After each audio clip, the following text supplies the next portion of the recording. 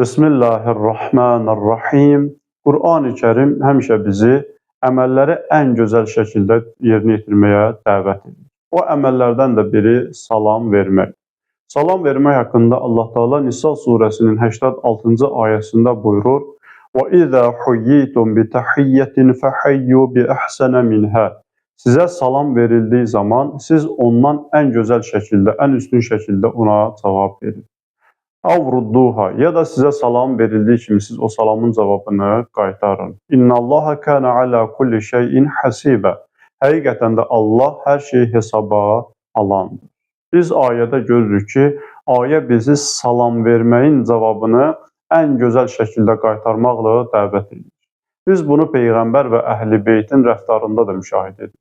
Bir gün bir şəxs Peyğəmbərin huzuruna gəlir, Peyğəmbərə buyurur ki, Əssalamu aleykə. Peyğəmbər cavabında buyurur, və aleykəssalam və rəhmətullah. İkinci bir şəxs gəlirdir, Əssalamu aleykə və rəhmətullah.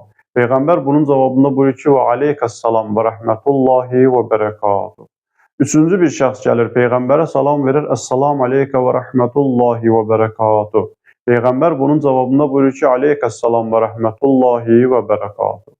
Orada olanlardan biri soruşdu ki, ey Allah Rəsulu, sən üçüncü şəxsə bir şey artırmadan cavab verdin. O şəxs Peyğəmbər buyurur ki, o şəxs artıq artırılmağa bir şey qoymadı mənim üçün. Mən onu artırım, onun cavabını qaytarım. Ayənin məntiqinə görə və Peyğəmbərin bu davranışına görə görürük ki, salamı ən gözəl şəkildə cavab qaytarmaq, əgər biri salam verəsə, ən gözəl şəkildə cavab qaytarmaq Əssalamu aleykə və rəhmətullahi və bərəkatuh deməkdir.